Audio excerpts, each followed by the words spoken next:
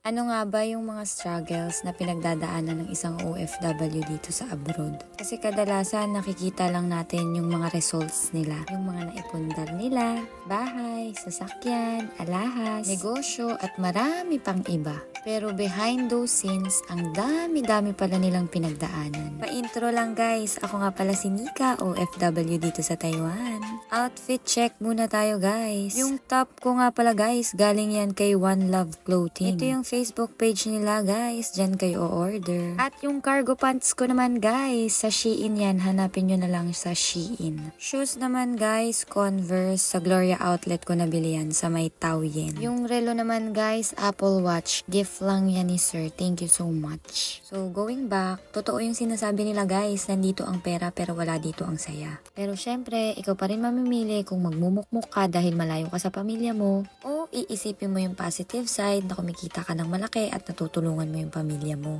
Siyempre, doon tayo sa positive side kahit na ang dami-dami nating pinagdadaanan dito sa abroad. Sa abroad guys, kahit matagal ka, legit yung homesick. Walang matigas-matigas sa lalaki kapag tinamaan niya ng homesick, titiklop yan. Kahit gaano ka katapang, kikirot yung puso mo kapag naalala mong malayo ka pala sa pamilya mo. Isa pang struggle namin guys, yung mga health problems. Hindi kami Android dito, sumasama din yung pakiramdam namin huy. Pero hindi alam ng pamilya namin yun sa Pilipinas dahil ayaw nga namin silang mag-alala. At kahit na ganun ay pumapasok pa rin kami dahil wala kaming choice. Meron pala kaming choice, pero alam nyo naman ang mga Pilipino, walang mapaglagyan ng sipag kaya kahit masama ang pakiramdam, for the go hanggang hindi tumutumba. Kaya naman pinaaalalahanan ko ang mga OFW dyan at kahit yung hindi OFW, idamay na din natin. Naalagaan natin ang sarili natin. Alagaan at mahalin natin ang sarili natin. At kung may nag-aalaga naman sa inyo, edi go. Isa pang struggle, low budget. Uy, kala nyo lang alis kami ng alis pero nakailang patit lang kami ng damit dahil marami kaming baon damit pag umaalis kami. Hindi kami tagapagmana ng kumpanya dito guys. Kinakapos din kami guys at may mga times pa na nangungutang din kami. At kung utang lang ang pag-uusapan, marami kami niyan. Kung wala naman yung iba dahil hindi ko naman nila lahat, sana all.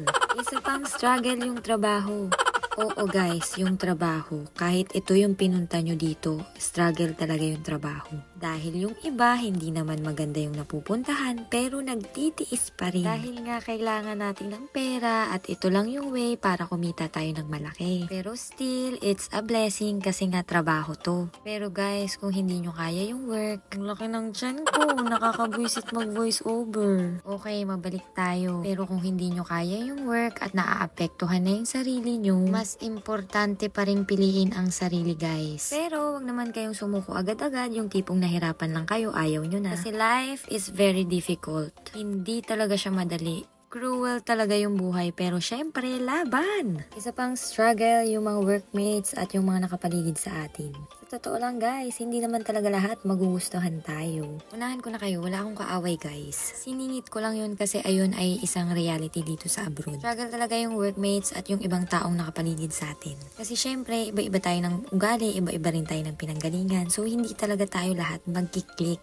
Minsan, kalahi natin o minsan hindi naman natin kalahi yung makakasagupa mo. Grabe yung makakasagupa, Nika. Pero guys, para makaiwas sa ganun, power of dead lang yan at alamin natin kung ano yung pinunta talaga natin dito sa abroad. Kahit anong parinig nila o kahit anong masasamang sinasabi nila guys, mag-focus ka lang sa goal mo. Isipin mo na lang hindi sila busy sa life para mapag-usapan ka pa nila ng ganun. At para maging masaya ang buhay natin pare-pareho, kumain na lang tayo, gayahin nyo kami. Hindi, charis lang. Ito talaga. Umiwas tayong magmarites. Talaga lang Nika ha. Kung may marinig tayo, wag na nating ikwento sa iba. Wag nating komplikaduhin ang buhay.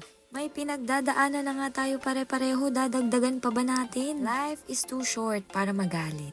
Maging mapagpatawad at always choose to be happy. Diba lagi ko ang sinasabi yan guys? Huwag tayong mapagpatol. At ito pa guys, isa pang struggle. Baka may magtatanong na sa akin, Nika, ang dami namang pinagdadaanan sa abroad, ayoko na mag-abroad. Uy, kahit wala ka talaga sa abroad, marami ka pa rin pagdadaanan. Oh, ito na guys, yung family problem mo. Syempre, problema sa Pilipinas, problema mo din dito sa abroad. Eh wala, ganun talaga. Nagkasakit, nawala yung pamilya, tinapos yung budget sa araw-araw, nakasugutan yung pamilya, hindi maiiwasan yan. Nagkahiwalay yung asawa dahil nangaliwa sa Pilipinas o nangaliwa sa abroad. Maraming tukso, maraming conflict, kaya pagtibayin nyo yung pananampalataya nyo guys, para makaiwas sa ganun.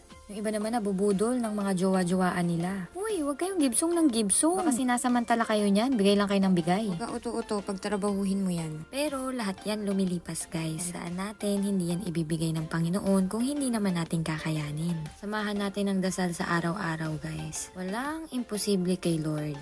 At ito pa yung isang struggle guys, your own life crisis. Minsan kahit nasa abroad ka na, feeling mo wala pa rin nangyayari sa buhay mo. Dahil sa paulit-ulit na nangyayari sa routine mo. Hindi mo talaga alam yung path o yung way kung saan ka talaga papunta. Hindi mo alam kung magsistay ka ba dyan sa bansang yan, kung nasaan ka, o gusto mo pang lumipat sa iba. Lord help, para saan ba talaga kami? Alam niyo yung lagi kong dinadasal guys.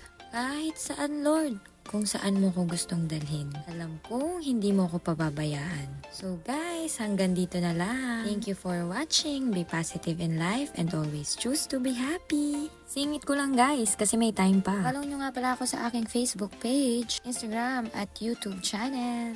Like and subscribe.